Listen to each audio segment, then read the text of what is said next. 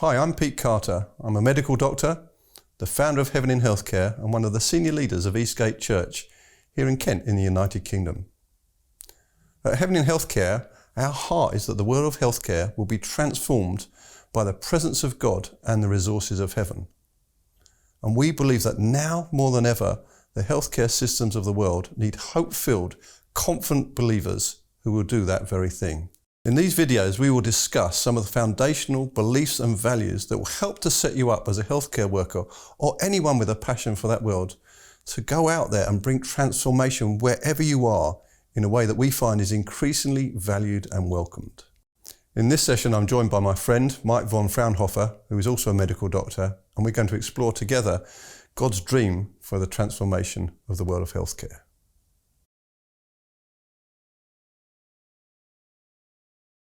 Yeah, from your point of view, where did all this come from? Yeah, when you look at where we are now, where did it start for you? I think it's a great question, and I've often reflected upon that. But I became a Christian when I was 16, but I'd already decided I wanted to be a doctor. So I love the idea of actually helping people be well, healthy, and that was around the age of 15. I made that decision. Having been a recipient of good healthcare, I used to suffer a lot of sports injuries and benefited from that. And so I thought, actually, I think I'd like to give myself to that as a vocation. So having decided that, I then became a Christian about a year or so later. And I suddenly thought, wow, I can do excellent healthcare and with God's resources alongside. Yeah. Well, surely that's a winning combination. So it started right back there for me, the idea that God in me, the Holy Spirit inside me, is a phenomenal resource, literally a river flowing, that would enhance any healthcare provision that I could provide to my patients and to the people and staff around me. So right back there, I decided, my Christianity should make a difference.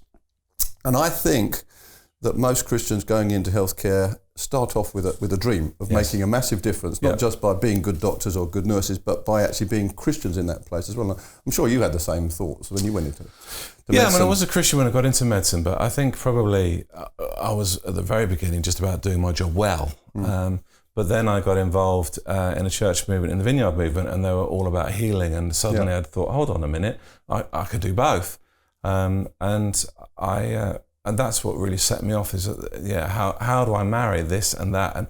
And I was up in the north at the time, you were down here, and I suddenly discovered that no one else was doing that, and no one else was interested in trying to marry the two. But it was definitely on my heart it's got to be possible to do this. And one time God just said to me, I want you to do Monday to Friday what you're happy to do on a Sunday morning. Yeah, very good. And I just thought, wow, that's quite a challenge. Yes. I guess for me, I set off on this, and I was looking for like-minded people, and it wasn't easy to find people who had the same degree of, I guess I'd say, confidence in the ability of God to deliver within the workplace. What is freely available, what the Bible teaches us, is available for all Christians. And again, if you think of, there's a verse where it talks about God has not given us a spirit of fear, but love, power, and a sound mind.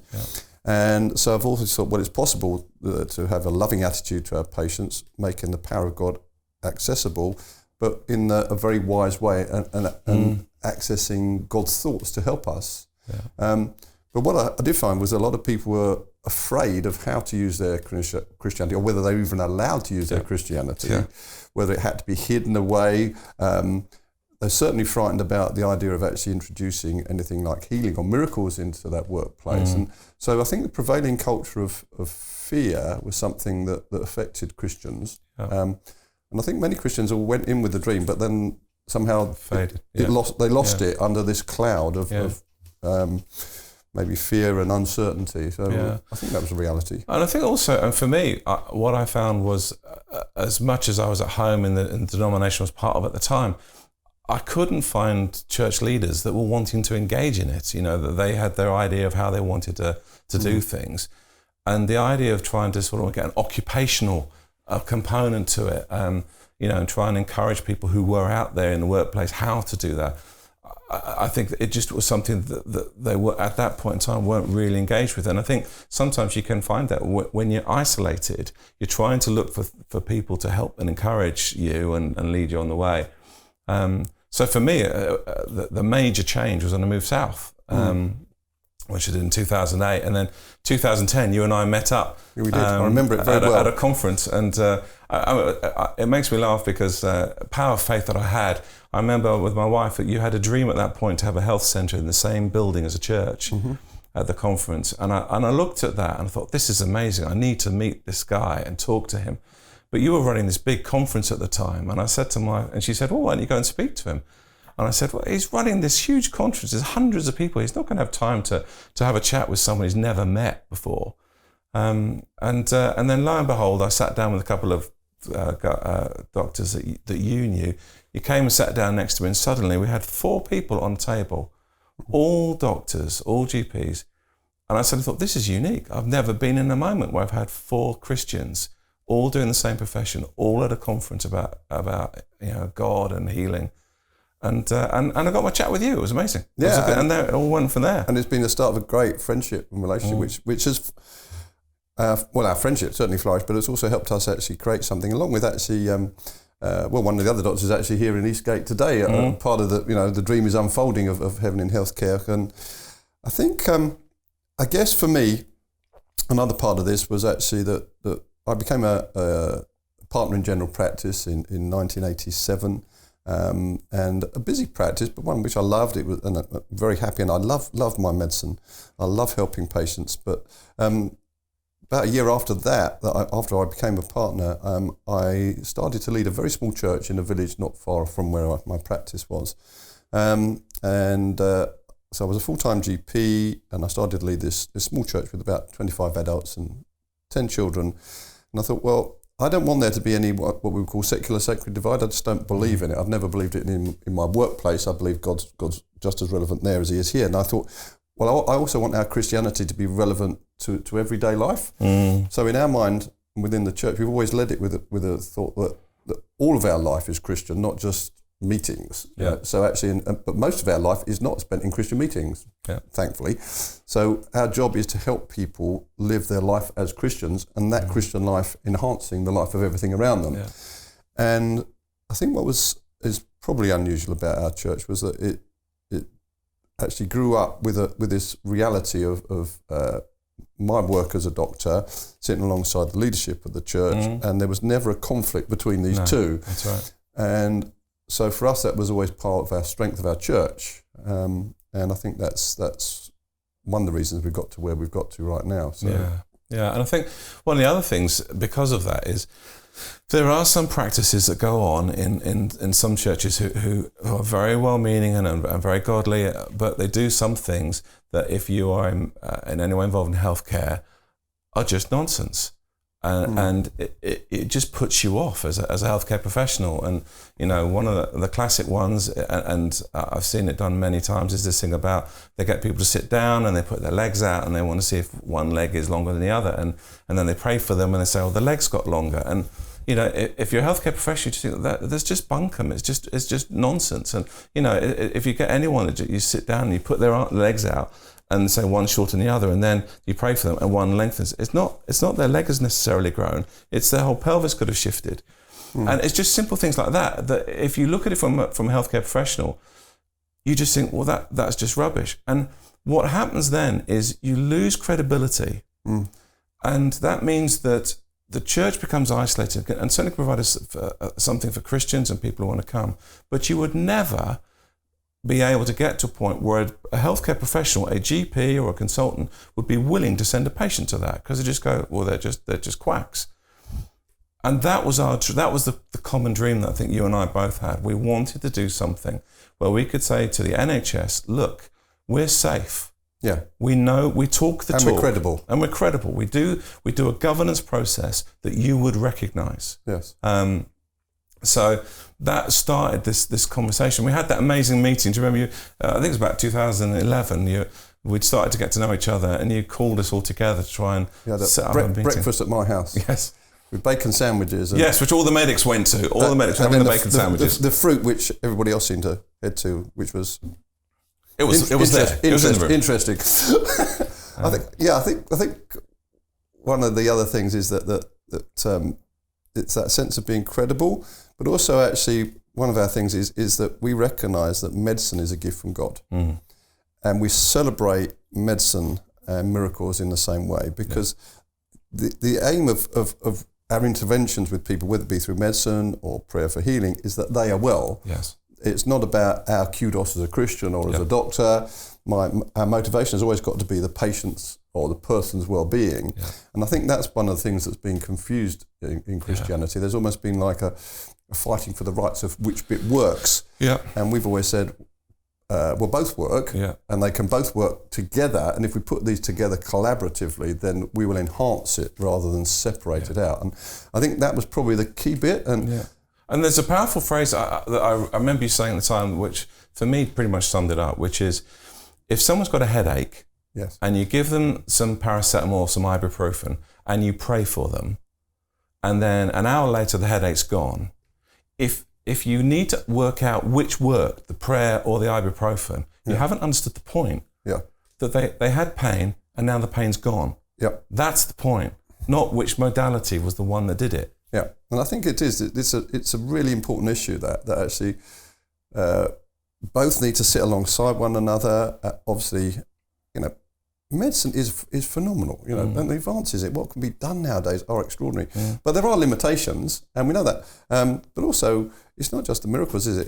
It's God's given us love, power, and a sound mind, but He also gives us joy and peace, and to help create an environment of joy and peace for people to work in, and patients to benefit from is quite extraordinary, and hugely beneficial. And I was always glad, when I was particularly working through hospital medicine with all those hours, but also in general practice, that I was always known as the happy doctor. Now, that was a phrase I was very happy to have. And I think it's possible for Christians, or it should be more than possible for Christians, to be the ones who are producing the joy and the peace in an environment, because that enhances the whole workplace and the whole experience for staff and patients alike. So all those things, I think, make us credible. I think miserable Christians doesn't help. Yeah. I think anxious Christians, again, doesn't help. No. And also parking. I mean, I was chatting to my own appraiser only a month ago, and we're talking about some of the stuff we've been doing for the Healing Centre and me praying for patients. And one of the things I said to him is, you don't have to park your brain at the door of the church. No. And that's, we can do things in an intellectually credible way. Yeah. Well, I think, again, when it comes around to healing, because we know here at Eastgate we see remarkable healings happening on a very regular basis. We got some fantastic stories. We saw that young lad who had a deformed esophagus and eosinophilic esophagitis, and he came here and he set free in an extraordinary way. But you and I have seen so many miracles and things that have taken people into a place of freedom. Yet we make sure that coexists with great medicine, and we're not asking people to choose one or the other. We say these things work together, and so I think we've got to learn how to put these things together in a constructive way, so that people feel that there is a very effective collaboration of these two. I was thinking, Pete, about where Heaven Healthcare began, which was that first conference we ran in, Medicine and Healing, back in 2012, wasn't it? Yeah, I think it was. And we'd had this dream of gathering people, and stuff was starting to happen in our church with a number of people coming together, and we were training for the Healing Centre, but we decided we actually needed to make something more accessible for anybody who works in the world of healthcare. And so we put on this conference, and didn't have a building then, did we? Had to borrow a church. No, we didn't have our own building at that stage. And I remember talking to God very clearly. Said, okay, I asked him, what would success look like from this day conference? And he said to me, Pete, give them their hope back. And I thought, okay, I think we can do that, because I think generally the environment we live in is filled with hope. But I did look at the world of healthcare and thought, actually, for Christians within that, most of them probably had lost the hope and dream that they may have started with. And so we set out with that objective, but at the end of the day, could we have raised these people's hopes to a level where they started to have their heads higher? Yeah, because I remember when they came, it was just astonishing. Everyone's attitude was down. They were, quiet. They were, they looked downtrodden. Do you remember? They looked very downtrodden. I said they looked bedraggled was one word I used. It was a bit of a shock, to be honest. And but by the end of the day, through actually, worship in the presence of God, testimonies, teaching, we actually had the great joy of seeing their heads lift up. And by the time we ended the day, these people went out with a hope rekindled, I would say. It was the dream started this could be possible, and just started to see, God breathing on the embers of the fire within their hearts. And then we came to the second year. We did it the following year, and we talked to God and said, what would success like this year? And he said, now you can give them faith. And I thought, okay, because faith is the assurance of things hoped for. And once people have lost their hope, it's very difficult for their faith to rise into the endeavours of God, that God has for them. So I remember the second year we set about another day where we'd actually help people to grow in their faith, and that happened. And then subsequently we built on that year by year, and then we had that extraordinary year, 2016 I think, and we were aiming towards what we call the power of the common dream. And do you remember that year? I do, yeah. I mean, because it was such a contrast. One of the years before, I did this session, a breakout session on people's dreams, and I just put dreams up on this flip chart. And basically we went around the room, I wanted everyone to share what their hope and their dream was. And basically what it turned into is them saying sorry for the fact they hadn't achieved it. Yes. And basically I wrote guilt up on this board. And we ended up this session dealing with the fact they just felt guilty for failing. And yet in this 2016 conference, you deliberately got A4 charts, you put them up on the wall at Eastgate and got people to write what their aspirations were. And it was astonishing. It was. We collected at least 150 dreams. Yeah. And we dared the people to articulate once again the dreams that they had for their own personal lives, and broader than that for healthcare. And we got them to do it in just small groups of about 5 or 6 where they felt a bit safer. And then we said, let's put this all together, and we collected the dream. Then you remember what happened as we were doing that? What happened in the room? Oh, it just it just became alive, because as we put them up on the wall, people started coming forward onto this wall and adding bigger and bigger dreams, and just hope just came alive. And then the pleasure of God turned up. Oh, it was extraordinary. For me, it was, I would say, actually up to that point in time, a unique experience in the intensity of the pleasure of God. Now, I've known the joy of God, but it was like the pleasure of God just descended into this room and I thought, wow, this is powerful, because God loves us to dream. Yeah. He gives him great pleasure when he sees his children rising up in the dreams that he's given to them. It was so funny because you were basically, I was in a breakout group. We were just preparing to pray for people because we wanted to pray for people before they left, which is what we often do. So there was about, 10, 12 people just standing on one side. You were talking to the rest of the... I was trying to organise these people, getting them into a good order, and you were sort of having a different time. So we were just sort of getting in the presence of God, and suddenly I thought, I feel hot. Yeah. And I'm wearing too much. So I started taking my jumper off. And I looked around, and literally everyone in this prayer group were all taking stuff off. I'm so hot. And we just suddenly realized it was incredibly hot where we were. Yeah. And it was just our air. It wasn't the heating had gone wrong. We just felt, this is so hot. Yes, it was just, again, it was an anointing of God coming to rest on that group of people. And you turned around, you took one look and knew what was going on. Yeah, I just thought you were being a bit sort of chaotic, disruptive while I was trying to organise this bunch. But then I realised, God is doing something here. And I guess in the Bible, you see when God comes down, then he talks about the fire of heaven on the day of Pentecost. He thought, there's an anointing coming upon them. And then we had the prayer time, and everybody in the conference got prayed for, and everybody was, well, I don't know how to describe it. I'd say impacted would be too small a word, but overwhelmed by the presence, the pleasure, and the power of God. Yeah. And I watched for about 30 minutes while everybody, literally, they laid there in the awe of God, and we knew something. That was a breakthrough moment. Very special had happened. That was. I think most people would say they've never encountered something like it. I think probably that helped us understand that what we've been looking at until that moment in time, because we'd really concentrated on making healing accessible to the health world, and so we talked about medicine and healing, but we realised to pray and the dream was bigger than that, and that's when really started to use the term heaven in healthcare, probably for the first time very intentionally, and realised that heaven in healthcare is really God's heart for every Christian working in the realm of healthcare to be heaven on earth. And what does that look like? And that's why we've created Heaven in Healthcare, the organisation, to equip, encourage, give hope and dreams back to every Christian who works in the realms of healthcare, to literally deliver heaven on earth, wherever they are, whenever they are. And we just see that exploding all around us now, don't we? Yeah, we do. And I think it's also trying to share the lessons learned and wisdom gained so that people don't have to, go through the same road. And that's the advantage of community, And I think that's the point of these things, and also the Heaven in Healthcare website and the conferences and the locality groups. And that's what's really taking off now, the locality groups. So we're now looking at groups, local groups, gathering to talk about heaven in healthcare, to discover the potential of their own Christianity. Now, across 3 continents, United States, Africa, Europe, more and more interest just coming from further and further afield, people gathering around this. And we just see God seems to be gathering his army. And also there was a really significant prophecy by Sean Boltz not long ago about how God's gaze was on the world of healthcare.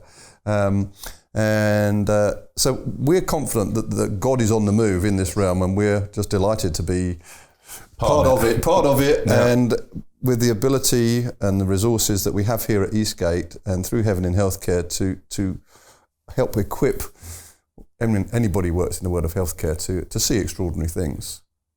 I think it might be worth talking about, we talked about the power of common dream a little bit, and I think one of the practical things that before Heaven in Healthcare became what it was the dream to operate a healing centre that was compatible with medicine, with the NHS. And I might be worth just sharing how we did that, the process, not necessarily because everyone's going to reproduce it, but it just shows basically what you can do when you do something, place something, a heart's dream before God. Yeah, so we basically had this idea of within our church, Eastgate, of having a place where people could come to be prayed for healing. And we decided that a Saturday morning was a good opportunity for that.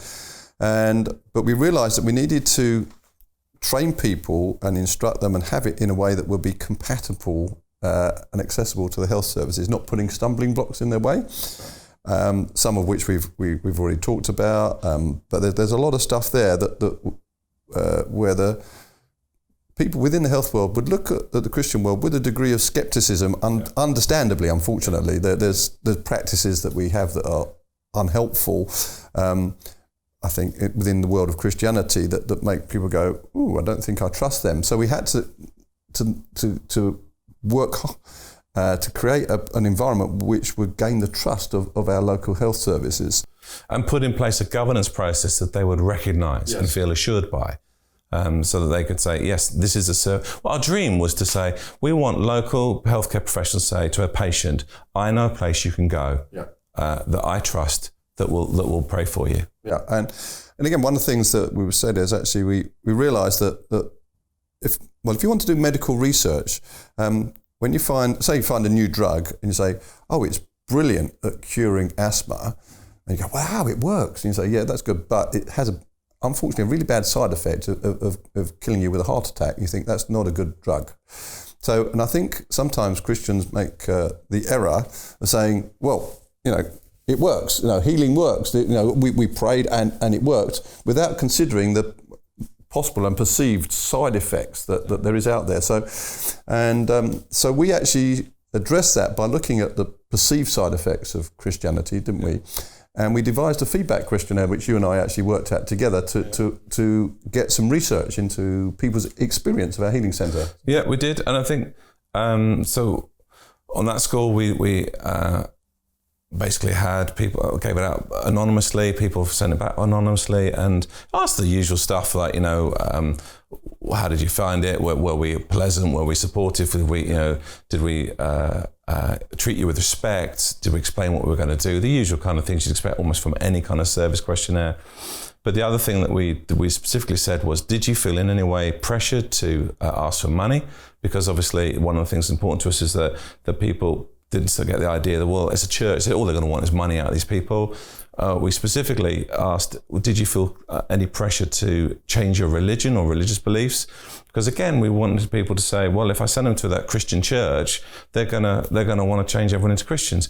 And that was one of the things. We weren't there to try and proselytize people. We weren't trying to make them Christians. We wanted to say, you have pain. We have a God who wants you to be pain-free. Yeah. Let's deal with that. That was the purpose of it. I think that learning to be unconditional in what we offer to people, rather than actually seem to be offering something that has strings attached to it. Exactly. And I think that's where, broadly speaking, the world is wary of Christianity, because it perceives it as having, strings attached, getting it hooks into people. So I think one of the questions that was important to ask was whether the clients felt pressured to change their medical advice, which is key for us. So one of the key things was that we needed healthcare professionals to feel their patients are safe. Yes, I've got a patient who had broken his neck and has got a hard collar on.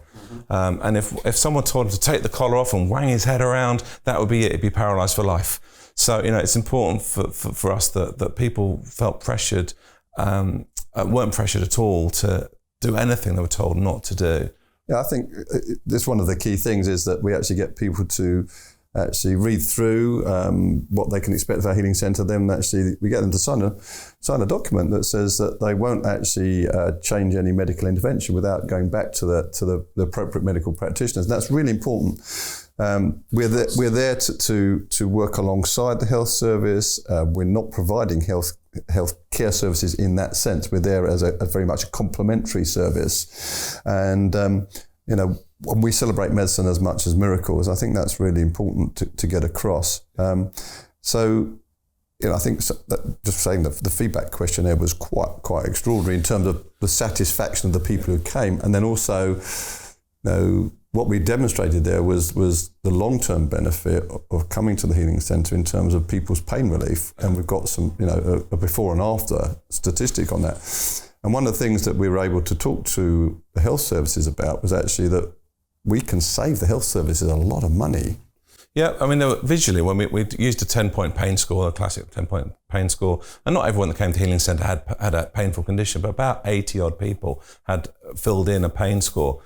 And just visually, you could just look and see that where the pain scores were before they got prayer, and then it dropped, visually dropped. And I remember one person, their pain score before they got prayed was 10, absolute agony, and after it was 0. And if you think how many thousands of pounds are spent on spinal injections or hundreds of pounds a month on pain-killing drugs, that's just been saved.